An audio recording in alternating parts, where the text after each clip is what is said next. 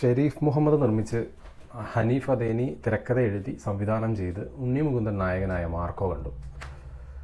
ഒറ്റ വാക്കിൽ പറയുകയാണെന്നുണ്ടെങ്കിൽ സിനിമയെ ബ്രൂട്ടൽ എന്ന് പറയേണ്ടി വരും. ഒരു പക്ഷേ ബ്രൂട്ടലിന് മുകളിൽ ഏതെങ്കിലും ഒരു വാക്കുണ്ടെങ്കിൽ ആ രീതിക്ക് മാത്രമേ ആ സിനിമയുടെ ഒരു പശ്ചാത്തലത്തെ അല്ലെങ്കിൽ കഥയെ നമുക്ക് വിവരിക്കാൻ വേണ്ടിയിട്ട് പറ്റുള്ളൂ. അത്രയും ബ്രൂട്ടലായിട്ടുള്ള ഒരു സിനിമ ഇന്ത്യൻ സിനിമാ ചരിത്രത്തിൽ എവിടെയെങ്കിലും ഇത്രയും ബ്രൂട്ടലും വയലൻറ്റുമായിട്ടുള്ള ഒരു പടം നിർമ്മിക്കപ്പെട്ടിട്ടുണ്ടോ എന്നുള്ള കാര്യം സംശയമാണ്. ഞാൻ കണ്ടിട്ടുള്ള ഒരു പടങ്ങളോ അല്ലെങ്കിൽ നമ്മളൊക്കെ ചർച്ച ചെയ്യപ്പെട്ടിട്ടുള്ള ഏതെങ്കിലും ഒരു പടത്തിൽ ഇത്രയധികം ബ്രൂട്ടാലിറ്റിയും ക്രൂരതകൾ വയലൻസ് നിറഞ്ഞു നിൽക്കുന്നുണ്ടോ എന്നുള്ള കാര്യം സംശയമാണ്.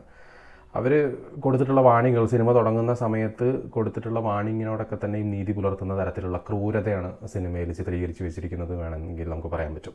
ഒരിക്കലും നമ്മൾ ഒരു പ്രേക്ഷകൻ എന്നുള്ള നിലയ്ക്ക് നമ്മൾ പ്രതീക്ഷിക്കാത്ത, അതല്ലെങ്കിൽ ഇപ്പോൾ അവസാനിക്കും, ഇതോടുകൂടെ ക്രൂരത തീരും, അല്ലെങ്കിൽ ക്രൂരതയുടെ എക്സ്റ്റെൻഡ് എന്ന് പറയുന്നത്, വയലൻസിൻ്റെ എക്സ്റ്റെൻഡ് എന്ന് പറയുന്നത് ഇവിടെയാണ് എന്ന് നമ്മൾ വിചാരിച്ചിരിക്കുന്നിടത്താണ് അതിനപ്പുറത്തേക്ക് പോകുന്ന തരത്തിലുള്ള വിഷ്വൽസാണ് മാർക്കോയിൽ ഹനീഫ് അദേനി എഴുതിയ ശേഷം ഷൂട്ട് ചെയ്ത് വെച്ചിരിക്കുന്നത്.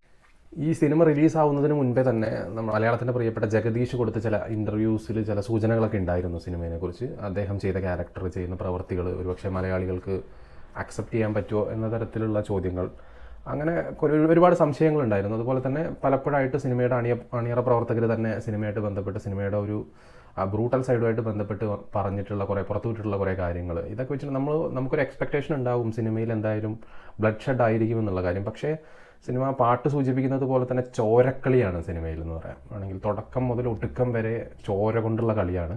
ഒരുപക്ഷെ നിങ്ങൾ ഈ സിനിമ ഉടനെ തന്നെ തിയേറ്ററിൽ നിന്ന് കണ്ടിട്ടില്ല എന്നുണ്ടെങ്കിൽ ഈ സിനിമയിലും മറ്റ് പല ഭാഗങ്ങളും സംപ്രേഷണം ചെയ്യാൻ പാടില്ല എന്നോ അല്ലെങ്കിൽ ഈ പറയുന്ന പ്രദർശിപ്പിക്കാൻ പാടില്ല എന്ന തരത്തിലേക്കൊക്കെ ചിലപ്പോൾ വിവാദങ്ങൾ ഉണ്ടാവാനുള്ള എല്ലാ സാധ്യതയുണ്ട്. കാരണം സെൻസർ ബോർഡ് കത്രിക വെച്ചിട്ടുണ്ടെങ്കിൽ പോലും അതിനപ്പുറത്തേക്ക് തന്നെ കത്രിക വീഴാൻ ചാൻസ് ഉള്ള ഒരു സിനിമ കൂടെയാണ് മാർക്കോ. പിന്നെ സിനിമയിൽ അഭിനയിച്ചിട്ടുള്ള ആളുകളുടെ കാര്യം എടുക്കുകയാണെന്നുണ്ടെങ്കിൽ ലീഡിംഗ് ആയിട്ട് പ്രധാനമായിട്ട് ഉണ്ണി മുകുന്ദൻ, നേരത്തെ പറഞ്ഞതുപോലെ തന്നെ. പിന്നെ വരുന്നത് സിദ്ദീഖിൻ്റെ റോളാണ്. പിന്നെ ഉള്ളത് ജഗദീഷാണ്. നമുക്ക് ഏറ്റവും ഫെമിലിയർ ആയിട്ടുള്ള മുഖങ്ങൾ ഇവരൊക്കെയാണ്. പിന്നെ ശ്രീജിത്ത് രവി, അതുപോലെ തന്നെ പേരറിയാത്ത ആയിട്ടുള്ള ഒരുപാട് ആക്ടേഴ്സ് അഭിനയിച്ചിട്ടുണ്ട്. പിന്നെ ഇൻസ്റ്റാഗ്രാമിലൊക്കെ തന്നെയും ഫേമസ് ആയിട്ടുള്ള ഒരു ഡോക്ടർ ആക്ടർ എന്ന് പറയുന്ന ഒരു പ്രൊഫൈൽ കണ്ടിട്ടുണ്ട്. അയാൾ ഒരു ചെറിയ റോൾ ചെയ്തിട്ടുണ്ട്. അത്തരത്തിൽ നായികയാണെങ്കിലും അതല്ലെങ്കിൽ അതുമായിട്ട് ബന്ധപ്പെട്ടുള്ള റോൾ ചെയ്തിട്ടുള്ള ആളുകളൊക്കെ തന്നെ വളരെ കുറച്ച് സിനിമകളിലൂടെ മാത്രം നമുക്ക് പരിചിതമായിട്ടുള്ള ആളുകളാണ് റോളുകളൊക്കെ ചെയ്തു വെച്ചിരിക്കുന്നത്. പക്ഷേ സിനിമ അവസാനത്തൊക്കെ അടുക്കുന്ന സമയത്ത് അല്ലെങ്കിൽ ഒരു ക്ലൈമാക്സിന് തൊട്ട് മുൻപുള്ള അല്ലെങ്കിൽ അവസാനത്തെ ഒരു ഹാഫ് ആൻ അവർ എന്ന് പറയുന്നതാണ് ഏറ്റവും ബ്രൂട്ടലായിട്ടുള്ള സംഗതി. അതാണ് പറയുന്നത്, നമ്മൾ എവിടെയും കണ്ടു പരിചയിച്ചിട്ടില്ലാത്ത, അതല്ലെങ്കിൽ നമ്മൾ പ്രതീക്ഷിക്കാത്ത, അല്ലെങ്കിൽ ഒരു സിനിമയിൽ അത്തരത്തിൽ ആവശ്യമുണ്ടോ എന്നുള്ളതാണ്. ബ്രൂട്ടലായിട്ടുള്ള കാര്യങ്ങൾ, വില്ലന്മാരുടെ ക്രൂരതകൾ, അതല്ലെങ്കിൽ അതുമായിട്ട് ബന്ധപ്പെട്ട് പിന്നീട് വരുന്ന റിവെഞ്ചുകൾ, ഈ സാധനങ്ങളൊക്കെ തന്നെയും കാണിക്കാൻ വേണ്ടിയിട്ട് പല മാർഗ്ഗങ്ങൾ സിനിമകളിലുണ്ട്. അതൊരു സീനില്ലാതെ, ഒരു തുള്ളി രക്തം പൊടിയാതെ തന്നെ ക്രൂരത വളരെ സിമ്പിളായിട്ട് നമ്മൾ സ്ക്രീനിൽ കണ്ടിട്ടുണ്ടായിരിക്കും. പക്ഷേ ഇത് അതിൽ നിന്നൊക്കെ മാറിക്കൊണ്ട് സ്ക്രീനിൽ കാണിച്ചു തരികയാണ് ഇതൊക്കെയാണ് ക്രൂരത എന്നുള്ളത്. അതിനുശേഷം ഈ സിനിമയിൽ നായകൻ റിവെഞ്ചിന് പോകുന്ന സമയത്ത് വീണ്ടും ഒരു ഫ്ലാഷ് ബാക്ക് എന്ന കണക്കിന് വീണ്ടും കാണിക്കുകയാണ് ഈ സീനുകളൊക്കെ തന്നെ. ഒരു ബ്ലാക്ക് ആൻഡ് വൈറ്റ് ഷെയ്ഡ് കൊടുത്തുകൊണ്ട് വീണ്ടും കാണിക്കുന്ന ഒരു അവസ്ഥ. ഇതൊക്കെ നമ്മൾ കണ്ടുകൊണ്ടിരിക്കണം. ഒരുപക്ഷെ സ്ത്രീകളെ സംബന്ധിച്ച് ഒരുപാട് ബുദ്ധിമുട്ടായിരിക്കും സിനിമ കണ്ടു തീർക്കാൻ. അതുപോലെ തന്നെ ദുർബല ഹൃദയമുള്ള പുരുഷന്മാരെ സംബന്ധിച്ചും ഒരുപക്ഷെ സിനിമ പൂർത്തിയാക്കാൻ കഴിയില്ല. നിങ്ങൾക്ക് മുഖം തിരിക്കാതെ അല്ലെങ്കിൽ കണ്ണ് പൊത്താതെയോ സിനിമ കണ്ടു തീർക്കാൻ പറ്റുമോ എന്നുള്ള കാര്യം സംശയമാണ്. അതാണ് നേരത്തെ പറഞ്ഞത്, ഇന്ത്യൻ സിനിമയിൽ ഇത്രയും ബ്രൂട്ടലായിട്ട് വയലൻസ് ഷൂട്ട് ചെയ്ത് വെച്ചിരിക്കുന്ന ഏതെങ്കിലും സിനിമയുണ്ടോ എന്നുള്ള കാര്യം സംശയമാണ്. എന്തായാലും ഞാൻ ഇതുവരെ കണ്ടതിൽ അത്തരത്തിലൊരു സിനിമ ഇന്നേ വരെ ഇന്ത്യൻ സിനിമയിൽ കണ്ടിട്ടില്ല. ഇനിയിപ്പോൾ സിനിമയുടെ ടെക്നിക്കൽ വശങ്ങൾ പറയുകയാണെന്നുണ്ടെങ്കിൽ ഹനീഫ് അദേനി ഒരു മികച്ച രീതിയിൽ തന്നെ സിനിമ ഷൂട്ട് ചെയ്ത് വെച്ചിട്ടുണ്ട്. നമുക്കൊരു ഹോളിവുഡ് ലെവൽ കാണുന്നത് പോലെ ഒരു ഡാർക്ക് ഷെയ്ഡിലാണ് സിനിമ ഉടനീളം പോകുന്നത്. എപ്പോഴും ഒരു ഇരുട്ട് സ്ക്രീനിൽ നിറഞ്ഞേക്കും. നമ്മുടെ ഒരു KGF സ്റ്റൈൽ, അതല്ലെങ്കിൽ മിക്കവാറും ഹോളിവുഡ് സിനിമകളിൽ കാണുന്ന സ്റ്റൈൽ. പിന്നീട് നമ്മൾ മലയാളത്തിൽ അതല്ലെങ്കിൽ ഇന്ത്യൻ സിനിമകളിൽ പിന്നീട് നമ്മൾ ഇത്തരത്തിലുള്ള സ്റ്റൈൽ കണ്ടിട്ടുള്ളത് KGF പോലെയുള്ള സിനിമകളിലാണ്. ആ ഒരു ഡാർക്ക് ഷെയ്ഡ് സിനിമയ്ക്ക് എപ്പോഴും കൊടുത്തിട്ടുണ്ട്. ഒരു കളർഫുൾ സിനിമ എന്ന് പറയാൻ വേണ്ടി പറ്റില്ല, പക്ഷേ നന്നായി ചെയ്തു വെച്ചിട്ടുണ്ട്. പിന്നെ അതിൽ കൗതുകകരമായിട്ട് തോന്നിയിട്ടുള്ളൊരു കാര്യം എന്ന് പറയുന്നത് റേഞ്ച് റോവറിൻ്റെ അല്ലെങ്കിൽ നമ്മുടെ ഡിഫൻഡർ വണ്ടികളുടെ, ലാൻഡ് റോവർ, റേഞ്ച് റോവർ ഇതിൽപ്പെട്ടുള്ള ഡിഫൻഡർ വണ്ടികളുടെ പരസ്യമാണോ സിനിമ എന്ന് തോന്നിപ്പോകുന്ന തരത്തിൽ. സാധാരണഗതിയിൽ വില്ലന്മാരിലെ പ്രധാന വില്ലൻ ഒരു ഡിഫൻഡർ ഉണ്ടാവാം, അതല്ലെങ്കിൽ നായകൻ ഒരു ഡിഫൻഡർ ഉണ്ടാവാം. ഇതങ്ങനെയൊന്നുമല്ല. ആ സിനിമയിൽ ആളുകൾ സഞ്ചരിക്കുന്നത് മൊത്തം ഡിഫൻഡറിലാണ് എന്നുള്ള തരത്തിലാണ്. പിന്നെ അവിടെ ഇവിടെയായിട്ട് 1-2 ബെൻസും BMW പിന്നെ നമ്മുടെ മഹേന്ദ്ര താറും ഒക്കെ നിറഞ്ഞിരിക്കുന്ന ഒരു വണ്ടികളുടെ ഘോഷയാത്ര എന്നൊക്കെ പറയാം. പക്ഷേ ഈ ഡിഫൻഡറുകൾ വരിയായിട്ട് പോകുന്നത് കാണുന്നു. പിന്നെ അതുപോലെ തന്നെ സിനിമയിൽ ചില പോർഷൻസിൽ ആ കഥയുമായിട്ട് ബന്ധപ്പെട്ട് കഥ ലീഡ് ചെയ്യുന്ന ചില പോർഷൻസിലൊക്കെ തന്നെയും ഡിഫൻഡർ എന്ന് പറഞ്ഞുകൊണ്ട് തന്നെ ആ വാഹനത്തെ തന്നെ മെൻഷൻ ചെയ്തുകൊണ്ടാണ് കഥ ലീഡ് ചെയ്യുന്നത്. എനിക്ക് തോന്നുന്നത് സിനിമയിൽ ഒരു പ്രൊമോഷൻ്റെ ഭാഗമായിട്ട് തന്നെ ആയിരിക്കണം ഈ പറയുന്ന ഡിഫൻഡറിൻ്റെ മാനുഫാക്ചേഴ്സ് ടാറ്റ ഗ്രൂപ്പ് അവരൊരു പക്ഷേ ഫണ്ട് ചെയ്തിട്ടുണ്ടായിരിക്കും എന്ന് തോന്നുന്നു. ആ ഒരു തരത്തിലാണ് അതിന് പ്രൊജക്റ്റ് ചെയ്ത് വെച്ചിരിക്കുന്നത് വാഹനങ്ങളുടെ കൂട്ടത്തിൽ. പിന്നെ കൊച്ചിയാണ് സിനിമയുടെ പശ്ചാത്തലം. സ്വാഭാവികമായിട്ടും നമ്മുടെ നാട്ടിൽ ഈ അധോലോക സംഭവങ്ങളൊക്കെ കാണിക്കുമ്പോൾ ഒരു ക്ലിഷേ എന്നുള്ള കണക്കിന് എപ്പോഴും കൊച്ചി തന്നെയാണ്. വളരെ റെയറായിട്ടാണ് തിരുവനന്തപുരത്തേക്കെങ്കിലും നമ്മുടെ നാട്ടിലെ വില്ലന്മാരൊക്കെ പോയിട്ടുള്ളത്. സോ കൊച്ചി ബേസ് ചെയ്ത് തന്നെയാണ് കഥ നടക്കുന്നത്. കൊച്ചിയാണ് കഥയുടെ പൂർണ്ണമായിട്ടുള്ള പശ്ചാത്തലം. അവിടെ നടക്കുന്ന ഒരു ഗ്യാങ് വാറെന്നോ അതല്ലെങ്കിൽ ബിസിനസ് ഗ്രൂപ്പുകൾക്കിടയിൽ തമ്മിലുള്ള പ്രശ്നങ്ങൾ, പിന്നെ ചെറുതായിട്ട് സിനിമയ്ക്കൊരു KGF-ഉമായിട്ടൊരു ചെറിയ സാമ്യതകളൊക്കെ തോന്നും. കാരണം ഒരു ടീമിൽ നിന്ന് അല്ലെങ്കിൽ ഒരു ബിസിനസ് ഫാമിലിയിൽ നിന്ന് തന്നെ ഉണ്ടാകുന്ന പ്രശ്നങ്ങൾ, അവർക്കിടയിലുണ്ടാകുന്ന ശത്രുത, അത് ഡെവലപ്പ് ചെയ്ത് വരുന്നത്. പിന്നെ നോക്കുകയാണെന്നുണ്ടെങ്കിൽ KGF-ൽ നിന്ന് കോപ്പി അടിച്ച് വെച്ചിട്ടുള്ള പല ഫ്രെയിമുകളുണ്ട് സിനിമയിൽ. പ്രത്യേകിച്ച് ഉണ്ണി മുകുന്ദൻ്റെ ഒരു എൻട്രി, അത്തരം കുറച്ച് സാധനങ്ങളൊക്കെ തന്നെ പിന്നീട് വില്ലന്മാരുമായിട്ടുള്ള പോരാട്ടത്തിന് ശേഷം ഉണ്ണി മുകുന്ദൻ പുറം തിരിഞ്ഞ് നിൽക്കുന്നൊരു ഫ്രെയിമുണ്ട്. ആ ഒരു ഫ്രെയിമൊക്കെ തന്നെ നമുക്ക് പക്ക KGF-ൽ യാഷ് പുറംതിരിഞ്ഞ് നിൽക്കുന്നതും യാഷ് ഒരു മീറ്റിങ്ങിലേക്ക് എൻ്റർ ചെയ്യുന്ന ഒരു സീൻ, യാഷിൻ്റെ ആദ്യ എൻട്രി, സെക്കൻഡ് KGF 2-ലെ എൻട്രി, അതിനോടൊക്കെ സാമ്യം തോന്നുന്ന അല്ലെങ്കിൽ അതിൻ്റെ ഈച്ച കോപ്പി എന്നൊക്കെ തന്നെ പറയാവുന്ന തരത്തിലുള്ള എൻട്രികൾ. പക്ഷേ ഒരു ഉണ്ണി മുകുന്ദൻ ഫാൻ എന്നുള്ള നിലയ്ക്ക് കാണുകയാണെന്നുണ്ടെങ്കിലും അല്ലെങ്കിൽ ഒരു ആക്ഷൻ ലവർ എന്നുള്ള നിലയ്ക്ക് സിനിമ കാണുകയാണെന്നുണ്ടെങ്കിലും വളരെ മികച്ചൊരു സിനിമാനുഭവം തന്നെയാണ്, അതിലൊന്നും സംശയമില്ല. പിന്നെ സീനുകൾ കോപ്പി അടിച്ചു എന്ന് പറയാൻ പാടില്ല, വേണമെങ്കിൽ നമുക്ക് ഇൻസ്പയർ ആയി എന്ന് പറയാം. അതുപോലെ തന്നെ ജോൺ വിക്ക് സീരീസിൽ പെട്ടിട്ടുള്ള അത്തരത്തിലുള്ള റിവഞ്ച് അല്ലെങ്കിൽ അതിൻ്റെ ഒരു സ്റ്റൈൽ വളരെ കുറച്ച് പോർഷനേ ഉള്ളൂ.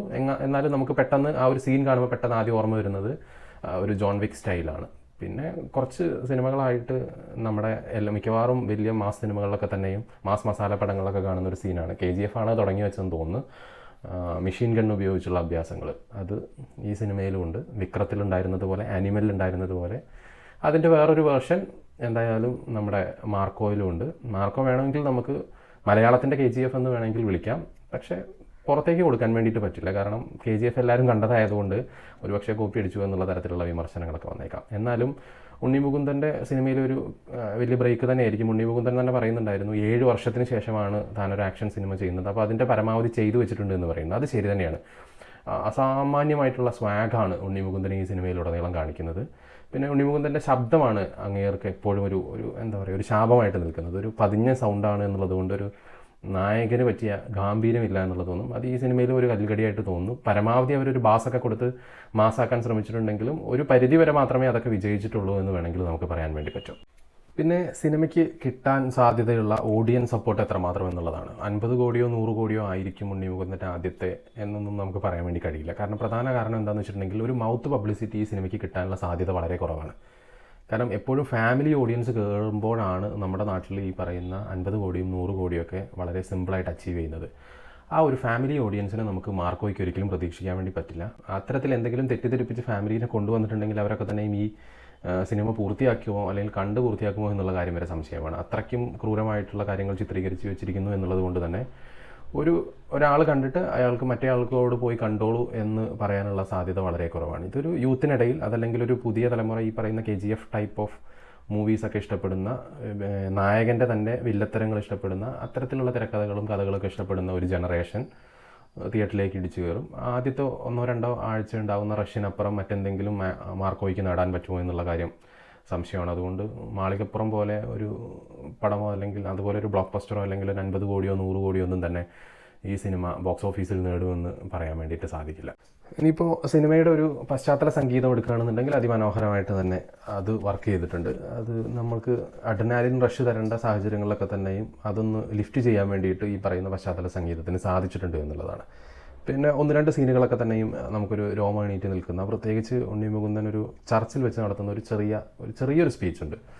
അതൊക്കെ തിയേറ്ററിൽ നല്ല ഹർഷാരവത്തോട് കൂടിയിട്ടായിരുന്നു ആളുകൾ സ്വീകരിച്ചത് ആ ഒരു സീനൊക്കെ തന്നെ. പിന്നെ ഇതിൽ പറയേണ്ട ഒരു കാര്യം എന്ന് പറയുന്നത്, സിനിമയുടെ തുടക്കത്തിൽ ജഗദീഷ് പറയുന്നുണ്ട് നമ്മൾ ചെയ്യുന്ന കൊലപാതകങ്ങൾക്കും വീഴുന്ന ഡെഡ് ബോഡികൾക്കും ചോരയ്ക്കൊക്കെ കണക്കുണ്ടായിരിക്കണം, ഇത് അടിയന്തരാവസ്ഥ കാലമല്ല, എല്ലാത്തിനും കണക്കെടുക്കാൻ വേണ്ടിയിട്ട് പോലീസുകാർ വരും എന്ന തരത്തിലുള്ള ഒരു ഇതുണ്ട്. അതായത് ലോ ആൻഡ് ഓർഡർ ഉണ്ട് ഈ രാജ്യത്ത് എന്ന തരത്തിലുള്ള ഒരു ഡയലോഗ് പറഞ്ഞു വെക്കുന്നുണ്ട്, അതിന് സമാനമായിട്ടുള്ള, ഇതല്ല ഡയലോഗ്, അതിന് സമാനമായിട്ടൊരു ഡയലോഗ് പറയുന്നുണ്ട്. പക്ഷേ പിന്നീട് ഹനീഫ് അദേനി ഈ കാര്യത്തെക്കുറിച്ച് മറന്നതുപോലെയാണ് സിനിമയുടെ പോക്ക്. കാരണം ആ സിനിമയിൽ പിന്നീട് എത്ര പേര് മരിച്ചു വീണു, എത്ര പേരുടെ ചോര വീണു, തലയറുക്കപ്പെട്ടു, തലയൊടയ്ക്കപ്പെട്ടു എന്ന തരത്തിലുള്ള കാര്യങ്ങൾക്ക് യാതൊരു കണക്കുമില്ല. നമുക്കൊട്ട് എണ്ണാനും സാധിക്കില്ല, കൗണ്ട് ചെയ്യാനും സാധിക്കില്ല. ആ സിനിമയിൽ ഉണ്ണിമുകുന്ദൻ്റെ കൈകൊണ്ട് എത്ര പേര് മരിച്ചു, വില്ലൻ്റെ കൈകൊണ്ട് എത്ര പേര് മരിച്ചു എന്നുള്ളതിന് സത്യം പറഞ്ഞാൽ ഒരു കൗണ്ട് എടുക്കാൻ പോലും നമുക്ക് സാധിക്കില്ല. അതായത് ആ സിനിമയുടെ തുടക്കത്തിൽ തിരക്കഥാകൃത്ത് ഒരു കഥാപാത്രത്തെ കൊണ്ട് പറയിച്ച ഡയലോഗിനോട് യാതൊരു തരത്തിലുള്ള നീതിയും പുലർത്താത്ത ഒരു സംഭവ വികാസങ്ങളാണ് പിന്നീട് നടക്കുന്നത്. പിന്നെ സിനിമയിലെ തുടക്കത്തിൽ തന്നെ എഴുതി കാണിക്കുന്നുണ്ട് ഈ പറയുന്ന വയലൻസിനെ കുറിച്ചും. ഇത് അനിവാര്യമായിരുന്നു ആ കഥ ബിൽഡ് ചെയ്തെടുക്കാൻ വേണ്ടിയിട്ട് അനിവാര്യമായിരുന്നു എന്നുള്ള ഒരു പറഞ്ഞു വെക്കലോട് കൂടിയിട്ടാണ് സിനിമ തുടങ്ങുന്നത്. അതിനോട് എന്തായാലും ആ സിനിമ നീതി പുലർത്തിയിട്ടുണ്ട്. കാരണം സിനിമ തുടങ്ങുന്ന സമയത്ത് പ്രേക്ഷകൻ ഒരു വാണിംഗ് എന്നുള്ള നിലയ്ക്ക് കൊടുക്കുന്ന ഒരു കാർഡുണ്ട്. ആ ഒരു കാർഡിൽ എഴുതി വെച്ചിരിക്കുന്ന കാര്യത്തോട് 100% നീതി പുലർത്തി, അല്ലെങ്കിൽ അതിന് മുകളിൽ നീതി പുലർത്തിയ ഒരു സിനിമയാണ് മാർക്കോ എന്നുള്ള കാര്യത്തിൽ യാതൊരു സംശയവുമില്ല. സിനിമ കാണാൻ ആഗ്രഹിക്കുന്ന, വയലൻസ് ഒന്നും വലിയ പ്രശ്നമല്ലാത്ത, ദുർബല ഹൃദയരൊന്നും അല്ലാത്ത ആളുകളൊക്കെ തന്നെയും സിനിമ തിയേറ്ററിൽ പോയി ടിക്കറ്റ് എടുത്ത് തന്നെ കാണുക. അതിൻ്റെ വിഷ്വൽ ട്രീറ്റ്, സൗണ്ട് എഫക്ട്സ്, അതുപോലെ തന്നെ ആക്ഷൻ രംഗങ്ങളൊക്കെ തന്നെയാണെന്നുണ്ടെങ്കിൽ ഒരു ബിഗ് സ്ക്രീനിൽ കാണേണ്ടതാണ്. ഒരു 6 ഇഞ്ച് സ്ക്രീനിലോ അതല്ലെങ്കിൽ നമ്മുടെ ഒരു 32 ഇഞ്ച് TV സ്ക്രീനിലോ കണ്ടിട്ടുണ്ടെങ്കിൽ നമുക്ക് ആസ്വദിക്കാൻ പറ്റുന്ന ഒന്നല്ല. ഈ കാര്യങ്ങളൊക്കെ തന്നെ നമുക്ക് ആസ്വദിക്കണമെന്നുണ്ടെങ്കിൽ, അല്ലെങ്കിൽ നിങ്ങൾ ഈ പറയുന്ന കാറ്റഗറിയിൽപ്പെട്ട ഒരാളല്ല എന്നുണ്ടെങ്കിൽ, ദുർബല ഹൃദയൻ അല്ല എങ്കിൽ ഡെഫിനറ്റ്ലി നിങ്ങൾക്ക് ഈ സിനിമ പോയി കാണാൻ പറ്റും. ഒരുപക്ഷെ ഇന്ത്യൻ സിനിമയിൽ തന്നെ ഏറ്റവും ബ്രൂട്ടലായിട്ടുള്ള സിനിമ മിസ് ചെയ്യാതിരിക്കാൻ എല്ലാവരും തിയേറ്ററിൽ പോയി തന്നെ കാണാം. താങ്ക്